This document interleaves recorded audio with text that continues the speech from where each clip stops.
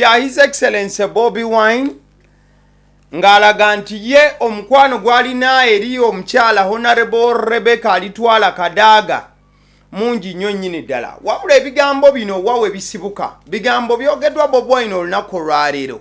Wabula njagala nkuzeeko okusaidi omukyala Honorable Kadaga ng'atabukira maaso ga President Museveni ate nkuzeeye wa Bobi Wine n'ensonga lwaki ayogedde bw'ati. Now you are saying, Rebecca Kadaga, you get out. Really? Your Excellency, I find this unacceptable. I'm not going to take any other position. I'm the incumbent, and I say this is my position until I'm voted out. Bigambo bya mchala Rebecca Kadaga yabadde alaga obusungu obw'amaanyi nga nnyonnyola nti yesi waakuva mu kifo ekyo kyalimu essaawa zino ekya second vice person oba vice chairperson owa National Resistance Movement NRM. Mukadde ke kamu omukyalo ono yabadde alaga obusungu bw'amaanyi ku kifo ekyo ng'agamba nedda at least bajja musiguukululamu na nnyondo naye tajja kukivaamu. Kati His Excellency Bobi Wine olunaku olwaleero babadde Busoga side eyo bajoyinza okuyita Eastern Region babadde bagula ez'ekibiina ki NUP n'akoowola omukyala maama Alitwala Kadaga Honorable Kadaga namugamba nti vaayo mubayaaye ewatuufu ew'okubeera omanyiwo jangu eno mu NUP oli mukyala mulungi ate oli mukyala mugezi ekitenkanika. Uliza His Excellency Bobi Wine. Naye waliwo omuntu gwe njagala ennyo mwabasinga Busoga mumuyita maama naye nze muyita senga kubanga senga wange.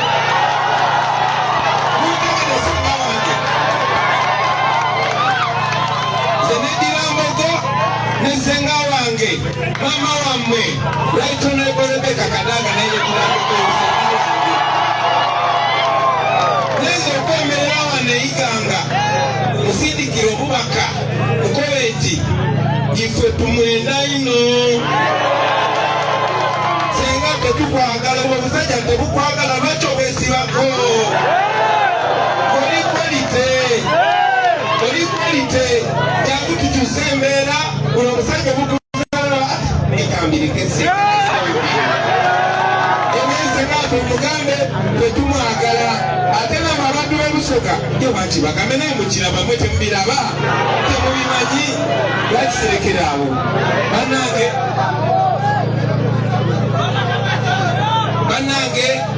tubaagala nnyo. Exactly tubaagala nnyo wabula ng'asoose kukinoganya oba n'akinnyonnyola bulungi nti ate omukyala Honorable Kadaga bamwagala ebyensusso. Engeri gye kiri nti omukyala Honorable Kadaga in experience y'amaanyi mu byobufuzi yaliko speaker deputy wuyo prime minister oba amyuka prime minister mu line efaananako bwetyo ensonga za East Africa zirimu butereevu.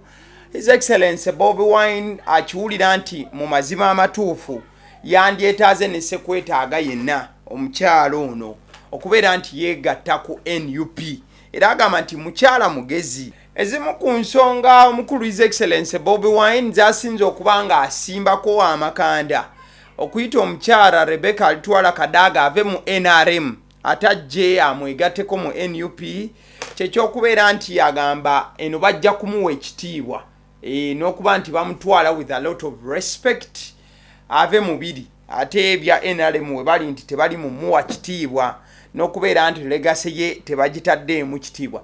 Mukadeke ka His Excellency Bobi Wine agamba nti balina connection ey'amaanyi ye n'omukyala Honorable Kadaga olw'ensonga nti bonna beddira mbogo. So namugamba nti omukyala ono abeera ssengaawe awedde emirimu. So nabwe kityo kyekiseera Kadaga asobole okujja abere ku side ya NUP. Bw'obajjukira bulungi NUP ekola bulungi nnyo wetutuuka mu byobufuzi side za Eastern oba side za Busoga. NUP ezze ekiraga nti mu mazima eno erina amaanyi mangi era amakande gasimbidde ddala.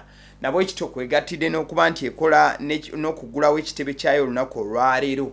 So Bobi Wine awulira nti singa Rebecca Kadaga abeegattako ate kijja kwongera amaanyi eri Rebecca Kadaga ate era kyongere n'amaanyi NUP olw'ensonga ejja kuba efunye omuntu ali very respected ate ng'omuntu ategeerera ddala ebyobufuzi ebyeggwanga lino. So Bobi Wine agamba nti senga wange Kadaga jangu mu NUP jangu tutambuze ensonga. Lwaki abasajja bakutwala with a lot of disrespect oba lwaki bakuyisaamu olugaayu n'okuyisaamu amaaso. So bino byonna nkugambye abyogedde nga NUP eggulawo office eyiganga era ng'omukolo guno His Excellency Bobi Wine yennyini yagukulembeddemu n'abakulembeze b'ekibiina abalala ab'enjawulo.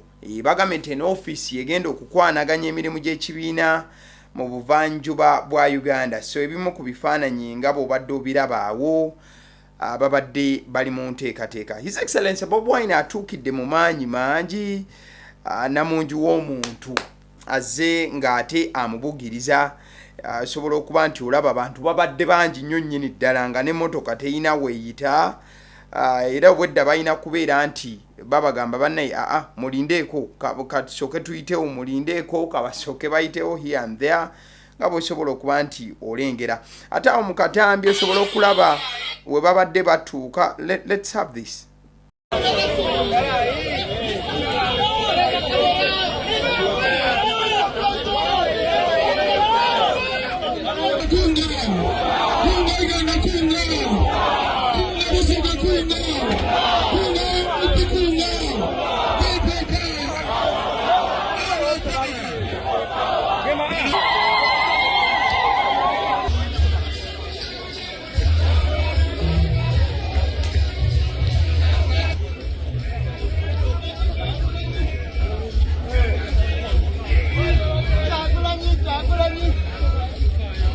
Exactly, eyo nno gy'olabe y'emu ku mbeera ebaddewo nga ba unveilinga ekitebe kino ekipya ekya the National Unity Platform. Embeera ebadde yanjawulo nnyo nga bw'osobola okuba nti olaba bakiguddewo mu butongole eyiganga awo. Ate NUP neyongera okuba nti esimba amakanda. In fact osobola okulaba mubaddemu ne office y'omukulu nayo bakitaddemu ne office y'omukulu the president ow'ekibiina kino ki National Unity Platform His Excellency Bobi Wine bataddemu ddala office ye. Tekigenda kuba nti kiri awo bubeezi wabula buli wanaawubangako olubu lw'ekigere side ye ajja kubeera nti atuukira wali mu office ye ensonga zongera okubeera nga zitambula mu bufumu oba obulala. So that is it, the people power movement. At the same time NUP eguddewo ekitebe kyayo. Ndabyeko omukulu Joel Ssenyonyi ku mukutu gwe ogwa X abadde ayongera okubeera nti alaga essanyu ery'amaanyi olw'okuba nti baguddewo ekitebe kyabwe wali ebusoga. Agambye n'okugamba nti just like our national platform headquarters in Kavule, we kept this development low-key for the last 1 year to avoid being disrupted by the regime in their usual predictable ways. We are glad to have unveiled the finished work today. So omukulu Joel Ssenyonyi agamba nti amazima bazimbye ekitebe kino eyiganga wabula bakizimbye mu ngeri eya robadoba style. Babadde bakizimba okumala omwaka mulamba wabula nga teboogera nti ngera we bakolera ddala ku kitebe kya NUP bagambye nti bakimanya nti gavumenti eno eriko ayinza okubaako engeri gye basumbwa n'okubatataganya kati bakizimbye mukasirise paka we bakyanjudde olunaku olwaleero abasajja babayise ku litalaba okakana nga baguddewo ekitebe. Ndabye n'omukulu David Lawes Rubongo naye nga musanyufu nnyo nnyini ddala olwa development ebaddewo okulaba nti ekitebe kigulwawo. Agamba nti we say Ebenezer, thus far the Lord has brought us. Today we launched the NUP regional headquarters for Eastern Uganda. So yebaziza Dunda n'agamba nti kirungi nnyo okulaba wa Mukama gy'atujje okutuuka olunaku olwaleero. So twongera okuba nti tuyozaayoza ab'ekibiina ki National Unity Platform NUP olw'okutuuka ku kkula lye batuuseeko olunaku olwaleero. Wabula there is also another question. Ddala Honorable Kadaga anaawuliriza ebigambo bya His Excellency Bobi Wine n'asala eddiiro n'ava mu NRM ne yegatta ku NUP oba ekyo nakyo kiri awo. So gwosobola okuba nti otubuulira mu line efaananako bwetyo, teeka mu comment. Era ekirala Mama Kadaga okwegatta ku NUP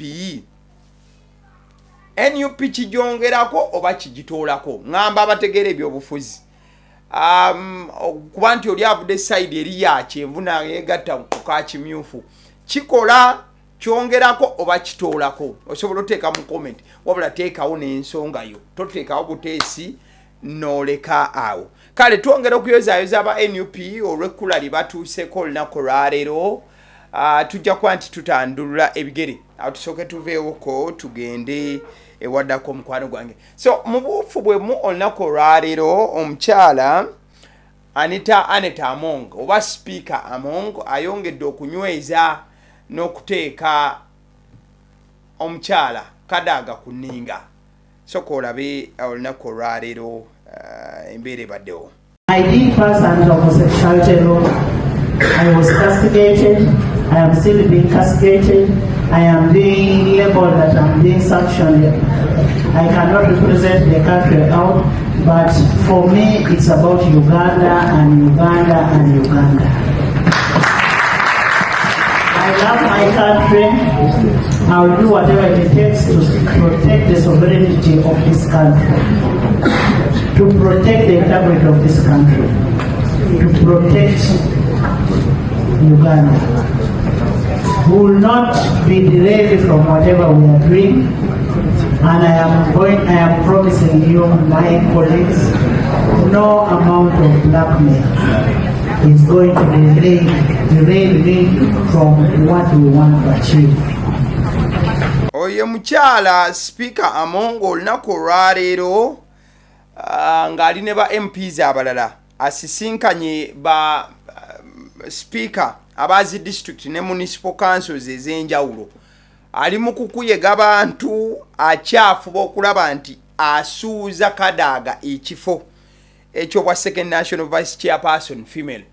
Era bw'abadde akuŋŋaanyiza bano ng'abagamba nti bannaye nze ngwanidde, wadde nga eri Kadaga agamba nti banteekako envumbo ez'enjawulo wano na wali, wabula njagala okubategeeza nti ebyo basaaga busaazi. Ebyokunteekako envumbo mu nsi ez'enjawulo si issue gye mulina okuba nti nno mutwala ng'ey'amaanyi, olw'ensonga nze ŋŋenda kusaavinga bannayuganda mu Uganda. So agambye nti ebisigadde background noise ekifo nkyetaaga. So n'omukyala Rebecca Kadaga wonna waali side eri embeera ndowooza agihulira. So bikyagenda maaso nga bw'obiraba. In fact narwaninze story eyo kwagaliwo wano osobola ogikebirako eya battle eyabadde wakati wa President Museveni ng'ahuliriza Kadaga ate era wamu ne Among nga beetwala speed. Kale away from that tukomewo side eno. Oweekitiibwa Mpuuga kyaddaaki yayanukudde ku nsonga y'ebitaano ng'ajyanukulako direct mu bulambirira bwayo, though ayina bwe yayisizaamu eggaali omukulu side eri na byonna. Soka owulize wano ku ky'ebitaano. Boogera ku nsonga y'ebitaano eyimiridde etya, ekyo nakyo kankyogereko mu bufunze kireke balumyanga mutwe. Mu Parliament mwe tutuula y'entikko y'embalirira n'okusaasaanya ensimbi ezirabirira abakulembeze n'abakozi ba gavumenti bonna. Parliament erimu abakulembeze abakulu basatu, erimu ba speaker, erimu prime minister ne leader of opposition. Etteeka eritwala mu Parliament lirambikiddwa bulungi. Omubaka yenna bw'aba aweereza ng'alina obuvunaanyizibwa obw'enjawulo alabirirwa mu ngeri ya njawulo. Kyova olaba be na leader of opposition nawerekerwangako emmotoka 3 n'abasirikale 15. Ndi commissioner mu Parliament ntambulira mmotoka yaki ya government kubanga ndi commissioner mu Parliament. Abakulembeze ku ddaala eyo bwe bawummula baweebwa akasiimo. Omuntu bigambo by'Oweekitiibwa Mpuuga ng'annyonnyola ku nsonga y'ebitaano ezeemwogerwako ebbanga lyonna. Mukadde ke kamu ono nno yatandise okuba nti asomola ebimu ku bantu bye muyinza okuba nga temumanyi. Agamba nti omubaka yenna bwannyuka amazima gali nti omubaka oyo afuna akasiimo. Okunyomebwa kambabulire omuntu gwe basinga okulabirira obubi kubanga leader wa opposition abeera nga prime minister wa opposition. Ono omubaka omukyala mumulaba emyaka 5 bwe ginaggwako agenda kuweebwa akasiimo kali mu bukadde 337. Ndowooza otegedde bulungi omusimbi oguvuga mu Parliament awo. Owekitiibwa Mpuuga agamba nti wakati nga Bobi Wine yagifuula ensonga ey'amaanyi okubeera nti amuddugaza n'okumwogerera buli wamu w'agenda. Owekitiibwa Mpuuga agamba nti ne Bobi Wine oyo gwe mulaba amazima gali nti yalya lwakuba nti Bobi Wine ssente ze yalya zaali ntono ku owekitiibwa ye ze yalya. Wuliriza n'obwegendereza. Muto wange Kyagulanyi yagifuula ensonga yali mu Parliament emyaka 2 n'emyezi 3 yaweebwa akasiimo ka bukadde 320. Kati ndozo kyamuluma lyezange zaali nnyingi okusinga ki naye nze nali leader wa opposition ye yali mubaka wa bulijjo. Kati ndowooza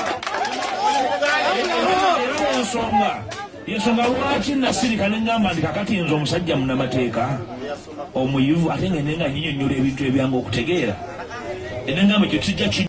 Owekitiibwa Mpuuga omuwulidde agamba nti Bobi Wine alabika yafunamuko embeera y'okunooma olw'ensonga nti yo owekitiibwa yalya kingi nti Bobi Wine yalya kitono ku Owekitiibwa Mpuuga olw'ensonga nti Owekitiibwa ye yali munene leader of opposition ate ye Bobi Wine yali mubaka wa bulijjo. Mukadde ke kamu ono yannyonnyodde nti mu Parliament eyo gye mulaba balabirira ababaka abakyaliko wabula ne bw'oba ovuddeko osigala olabirirwa. Case in point agamba nti yaliko Vice President w'eggwanga lino Owekitiibwa Sekandi omukulu oyo ssente oba waba afuna obulabirizi bamuwa mu mitendera gya mirundi 3 naye nga ssente zonna kwakawunta zituuka.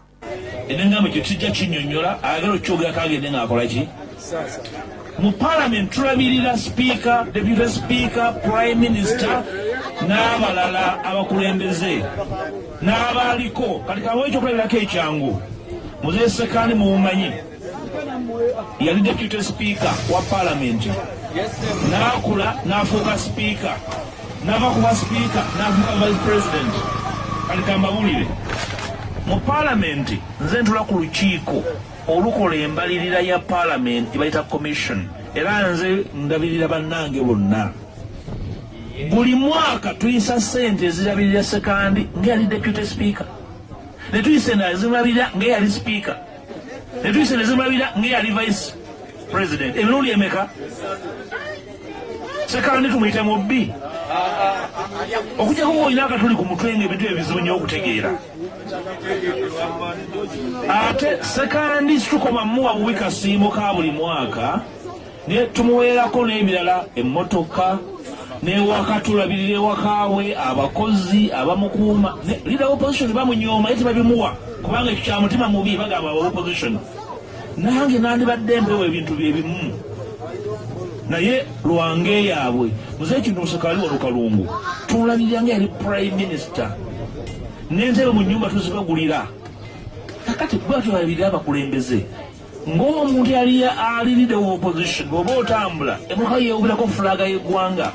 Akabonero k'eggwanga kintu kya kitiibwa nnyo okusanga ya leader wa opposition ng'engatta egudde olubege nasobola kutambulira emmotoka emuwa kitiibwa ggwanga liri balikka mu kitiibwa kyaki kyaliwo. Bwe twakola tutya amateeka kakati alinayo etteeka eddala nga siri enjogeddeko ajjali bagambe mumubuuze gye yagasomera nze gye saali. Kati n'olwekyo eyo nsonga nagimma amazzi kubanga nnafu.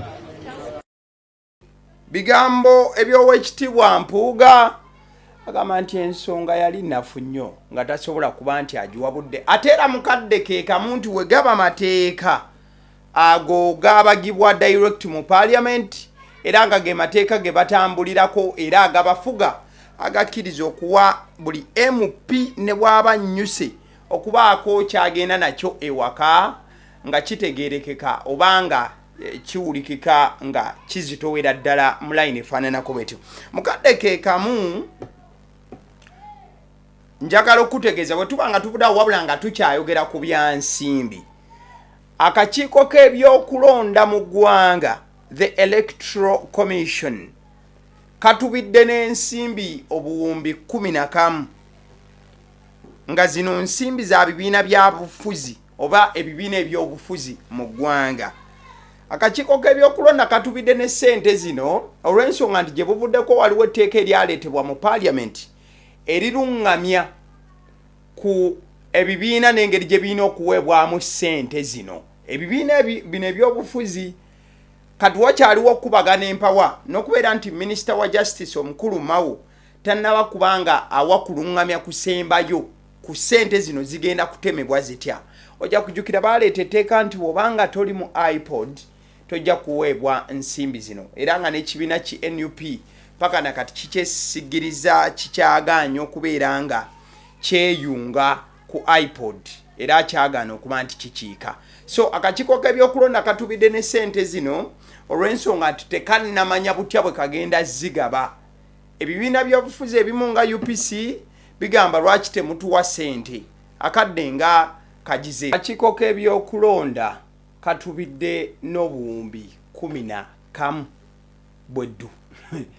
Tekannamanya kibiina kye kirina okufuna ssente mmeka, bano tubaweeki, bali tukole tutya, byonna bikyali bizibu saidi eyo. Kale eyo nno nga tuvuddeyo ekiro ekikeeseza olunaku olwaleero ebintu tebibadde birungi, embeera ebaddewo.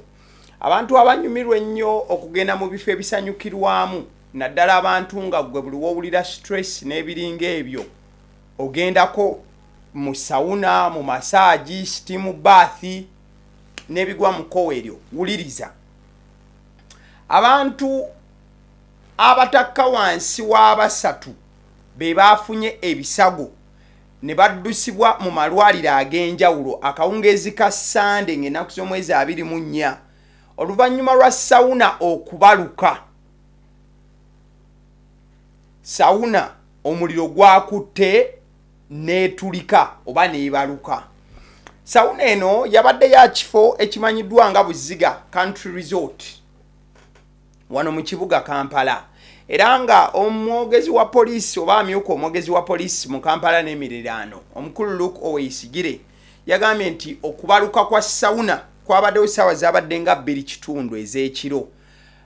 Wali mu Upper Buziga, ekitundu akafo akasanyukirwamu kali Upper Buziga mu Makindi awo we wabadde ensasagge eno. Omu ku bantu abafunye ebisago era abafunye obuzibu obw'amaanyi omukyalo oyo amanyiddwa nga Hajati Masituula, ono ye vice chairperson ow'ekyalo oba akaala akamanyiddwa nga Katuuso, yakoseddwa nnyo. Omukyalo ono nno alina emyaka 69, ndoza yabadde agenzeko mu sauna kubeera nga bw'omanyi nti mbeera yakutereeza bulamu. Eyo gye yafunidde ebizibu, sauna n'ebaluka okukkakkana nga afunye okwokyebwa okw'amaanyi n'afuna ebisago mu kifuba ate era ne mu mugongo ne wansisisi ew'omubiri. Oyo bw'obanga omugjeeko waliwo omuntu omulala amanyiddwa nga Zahara Nakaweesi, ono yayekkeddwa omubiri gwonna n'okugulu ne kumenyeka. Ate omukyala amanyiddwa nga Mamram Aisha, oyo ye omubiri gwonna era gwayokyeddwa. Bano baddusiddwa ekiruddu mu ddwaliro ate oluvannyuma ne batwalibwa ensambya n'emulago okulaba nti bafuna obujjanjabi. Okusinziira ku poliisi bakyakola okunoonyereza, wabula bagamba nti mu sauna eno walabika wabaddewo ewabadde ekituli oba ewabadde damage ekyaleetedde okubeera nga omuliro gubaluka ne gwokya bano bonna ababadde bali munda.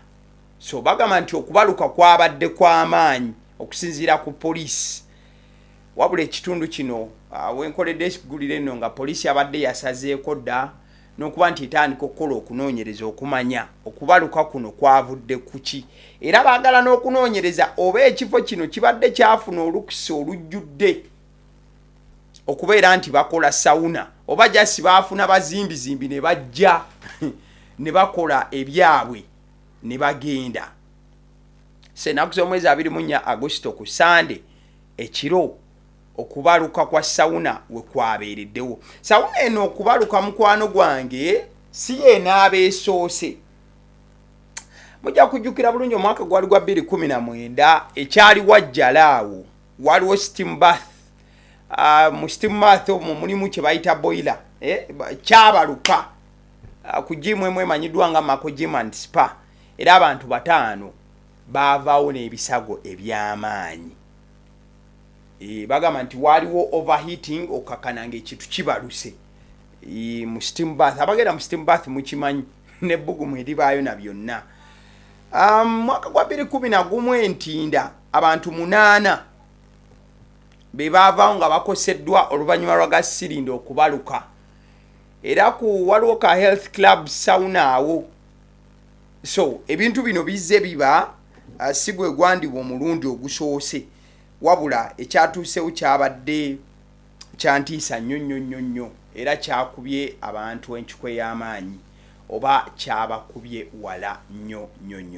Kale apart from that kale njagala tugendeko wano ngenda kubanga ntumirako ku bantu abalabi baagaliwo nabagamba kye mulina okukola kyakubeera nti mukomentinga ku videos zaagaliwo then ebisigadde mu binkwase embeera nja kusindikira oba kusendingira some greetings n'okubeera nti nkwebaza olw'okulaba agaliwo here and there mukwano gwange akyatwekumira kukale nga sinagenda mu kutumira njagala okusooka yes nga sinaba kubanga mbatumirako njagala okutegeeza ku Honey Bites bagamba nti batandikidde ddala okubeera nti ebintu ebya balina package ey'abaana badda ku masomero that is n'ebintu ebirala ebigwa mu kkowe eryo babikolerako buteevure nnyo nnyini ddala bakolera ku daddies cupcakes donuts kina oyagala cake ez'emikolo omukolo gwa buli gwonna kasitoba nti mukolo Honey Bites bagamba nti bakooneko ku 0709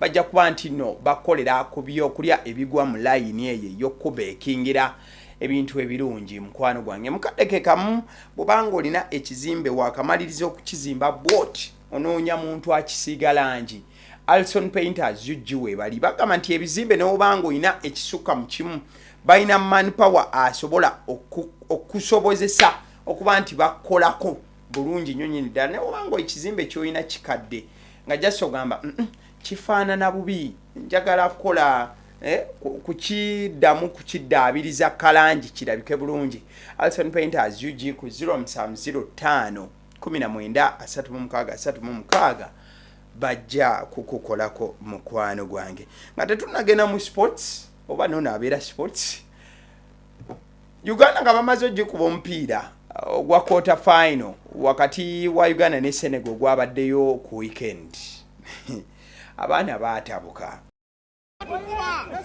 Yesu gwatukubya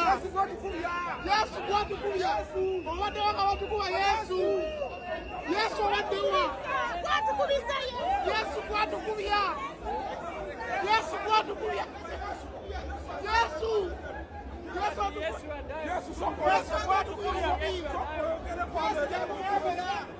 Yesu tomanyi viera gyeri Yesu Bannayuganda banyiivu nnyo. Kale away from that njagala okutegeeza nti watugenda mu sports bwana mulenzi amanyiddwa nga Eberechi Eze yayanjuddwa mu butongole mu mupiira ogwo bannafu aba Arsenal gwe bakubye Leeds United goals 5-0. So ekifaananyi kye kya mwana mulenzi Eberechi Eze bwe yabadde ayanjulwa ku ttiimu gye yayagala edda. Mwana mulenzi ono yava ku Arsenal ng'alina emyaka 13 era agamba nti amaziga yakaaba mangi nnyo nnyini ddala. So wano oyinza okugamba nti he was united with the Gunners again. Mwana mulenzi ono Eberechi Eze yakomyewo yasayiningiddwa era buli kimu kyawedde paperwork yawedde alinda kimu kubanga alinnya ku kisaawe omupiira gusekebbuke. Ojja kujjukira nti Arsenal ayina abakubi b'emitwe abalungi ddala, wabula mwana mulenzi ono mu set pieces naye si mubi n'akamu. Kati obwedda ali eri mu stands ng'alaba abasajja babikola, Julian Timber afuuse Timber, Jokares n'abikola, Bukayo Saka n'abikola. Amakoona nga gajja abaana nga bagakolamu ekyetaagisa. Ezendoza n'agamba nti wano we natuuse we watuufu, we ziba nga set piece muzitegeera muzimpe musirike. So the Gunners are really happy. Ntegeeza abawagizi mwana mulenzi Eberechi Eze yabadde unveiled mu butongole yayanjuddwa. Kale bwe tuvaayo eyo ku side y'abanafu aba Manchester United gabadde maziga na miranga. Man U emipiira ebiri gyezannyira gyakazannyibwa season eno mu Premier League teinaamu win n'emu. Kwaseno yazannya bulungi omupiira, tho goolo zaagaana era teyasobola kujjawo bubonero. Kati yabadde ekimanyi nti kati keesisinkanye Fulham eno ebyayo biteredde. Mwana mulenzi Bruno Fernandes yasoose ofuna omukisa bwe yaweereddwa penalty n'agikuba mu nnyanja. Bruno Fernandes wamala okuba penalty mu nnyanja bayanzaawo bafunye goal. Mwana mulenzi amanyiddwa nga Leni Yoro, oyo defender wa Manchester United. Leni Yoro wamala okufuna akatimba ne bamanya nti kati Man U omupiira erabika egulina mu 5. Later mwana mulenzi Obi wa Arsenal Emily Smith Rowe yatapinze omupiira gwayisaawo mu basajja mu mitwe by'okusaagirira, kabadde ka cross okuva emangeri. Mwana mulenzi ono n'akatapinga past by Henry, goalkeeper wa Manchester United. Ne balowooza nti osanga banaayiyayiya balina kye banaafuna. Mukwano gwange gye byakkidde nga amazima ttiimu ya Man U omupiira gugiremye, era omupiira guno gwawedde emu. So Man U ekyalina okukola ennyo, Man U ekyalina okukola ennyo okulaba nti efunayo co-win. Ebintu byo tebyatandise bulungi. We yalema ogwaseno alisi bamanya nti maaso awo ekintu kinaatambula, but my friend ekintu kyaganye. Man U ekintu kyaganye. Kale nga tumaliriza kambawe kapapulo olunaku olwaleero mugende musibe nagamba ngaba odi 2-3 woka. Ekirala omuyindi akuba tomuleetako bbamo. So nkakuwa ero si fixed match. Oyinza olowooza mbu nkakuwadde oteekeko owunzikeko obulamu bwo bwonna bajja kukuba. Kale akapapulo olunaku olwaleero ennaku zomwezi ziri 25 August omwaka 2025. Emipiira gino oba games zino zonna zitandika saawa 3 n'okweyongerayo mu maaso. Omupiira ogusooka gwe gw'abanafu gwa aba Club Oriental de Football ezanya Juventud de las Piedras. Omupiira guno osobola okubeera nti gwa reserve, osobola okuba nga oguteeka kwawe. Omupiira oguddako Graceford Athletic ezanya Landuno FC ojja kubeera nti oguteeka kwawe. Cyprus Championship North side eyo. Banafu aba KR Reykjavik ezanya St Janan Gadabai osobola okuba nti ogwa over 2.5. Mukwano gwange Geno Cabarero JLM ezanya National Humaita. Omupiira guno osobola okuba nga ogwa both teams to score. Ate omupiira ogusembayo guno si mupiira wabula basketball game ey'abanafu aba Panama ngezanya Venezuela. Osobola okubeera nti ogwa Venezuela okuba Panama mu basketball. Empiira egisoose gyonna gya mipiira, kati ogusembayo game ya basketball mukwano gwange. So gezaako okulaba ebintu bitya bwe binaatambula olunaku olwaleero. Kale mwebale nnyo AGALIWO gwe mukutu kwe tubeera abasiddiyo omusunsu ziri erinnya eryange. Thank you so much. Webale kutambula nange kuva gye tuvudde paka wano we tutuuse. Thank you.